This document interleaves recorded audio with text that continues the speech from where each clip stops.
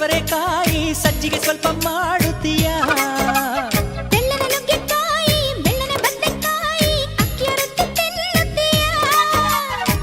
ಬೇಡ ಬೇಡ ಕೆಣಕಲ್ಲು ಬೇಡ, ತೊಂದ್ರೆಯಾದ್ರೆ ನಿಂದಿಸಬೇಡ.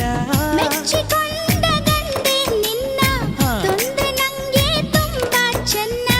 ನಿನ್ನ ಪ್ರೀತಿಯ ಮಾತೆ ಚೆನ್ನ. ಮಲ್ನಾಡಡಿಕೆ ಮೈಸೂರು ವಿಳೆದೆಲೆ ಬೆರೆತರೆ ಕೆನ್ನ.